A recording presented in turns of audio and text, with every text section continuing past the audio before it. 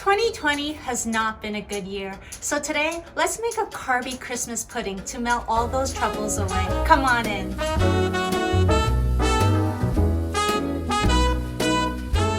This is one of the easiest and self-indulgent desserts, and the ingredients are really straightforward. So what you're gonna need is some Christmas bread, and I'm using some Pandoro here. If you have Panettone, that's perfectly fine. The only difference is that Panettone has its own dried fruits inside, but I'm gonna add my own. So I'm gonna add some almonds, chocolate chips, some dried apricots, and some cranberries.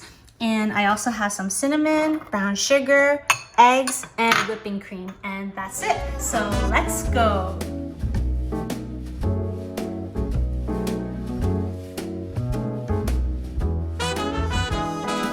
Let's start by opening this up. Okay, so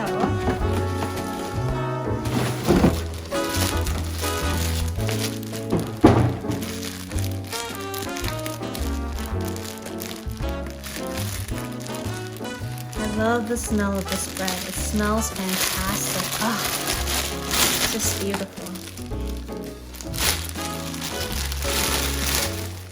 Okay. Now you can use any kind of bread you like.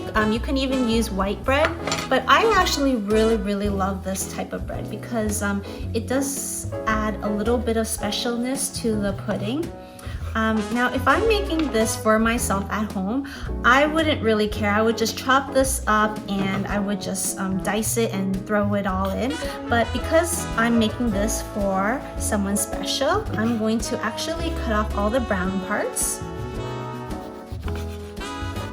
And then I'm just gonna cube up the white parts inside, okay? But I will probably likely reuse this, the crust for another bread pudding for another day, because we do not waste in this household.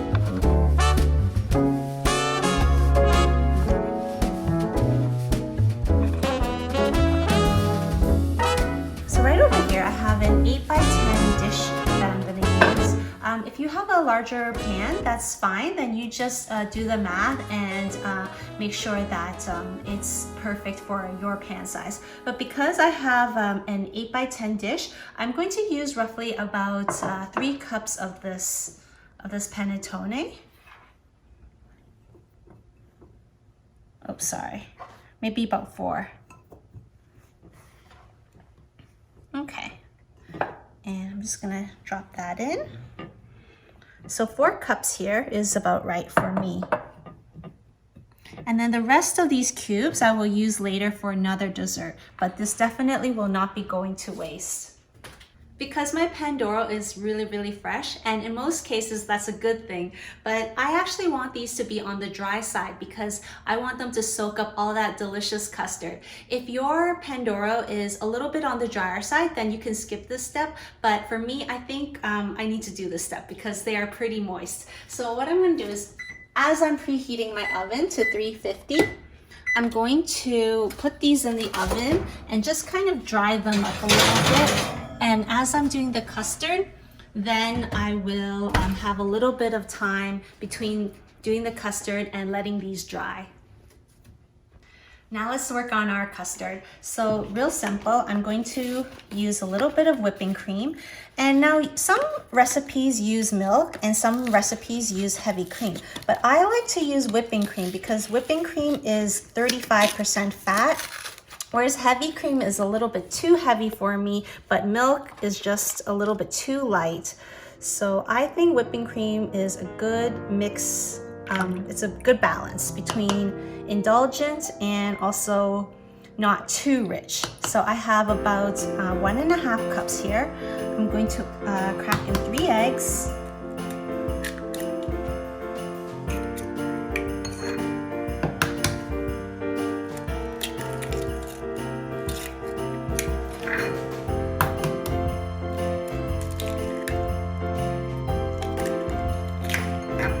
And then here I'm going to use only 2 yolks.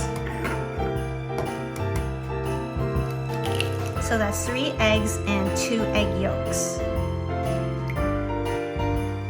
And this you can save tomorrow for a very perfectly healthy breakfast, because you'll probably need a healthier breakfast after this dessert.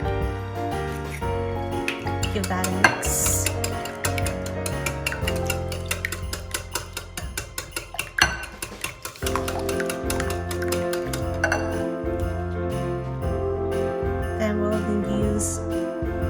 Then we'll use a little bit of vanilla. That's about 2 teaspoons.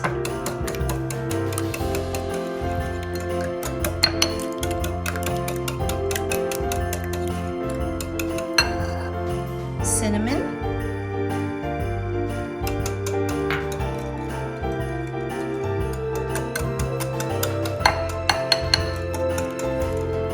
And I'm only going to put in half of this brown sugar.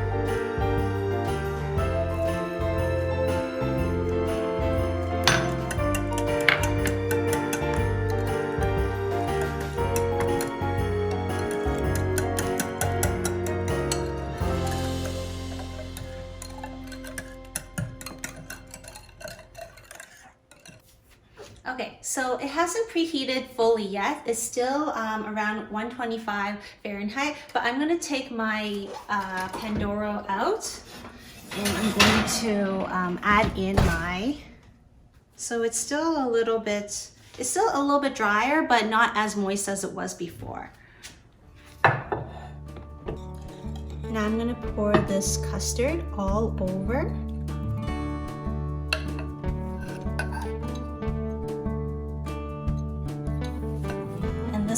This is the fun part.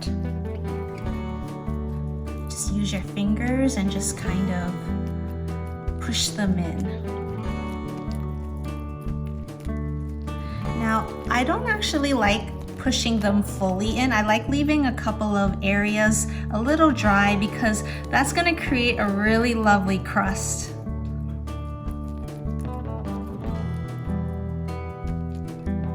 And then the rest of my brown sugar, I'm just going to sprinkle on top.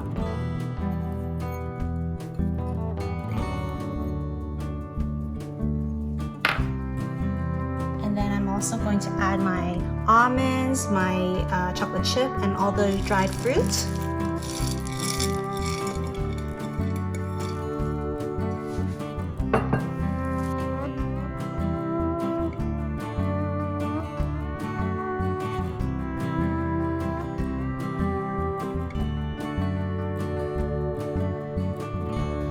Before I put it in the oven, I'm going to set up a little bain-marie, which is just a fancy way of saying that you're going to put it in a bath, a hot bath. So that's what it is. So that's all you're going to do is you're just going to find a container or some sort of casserole dish that's bigger than the dish that you're currently using. Just fill it up with a bit of hot water. And basically that just prevents it from overheating. So now I'm going to put this in.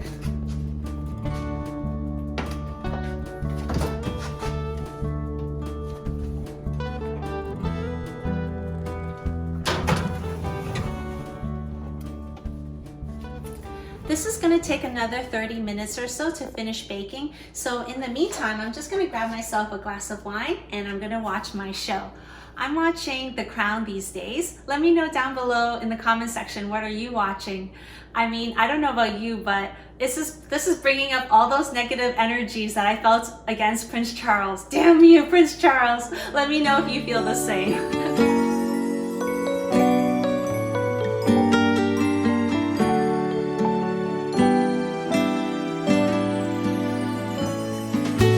Everything is calm, now it's midnight. everybody's sleeping, all is peace, and I'm still hanging round in a house that's filled with lights, walking through a midnight wonderland. The wise men keeping watch, now it's midnight, and though it's cold outside, we're staying warm, and the star will always shine. It's the season for all time, walking in our midnight wonderland. The fuss and hustle of yesterday's gone. Now let us focus on the holidays, having fun, coming together. What do you think, guys? Doesn't this look amazing? And how easy was that, right? There goes my dog again. She's always wanting attention, especially when I film. But right now, my attention is right here.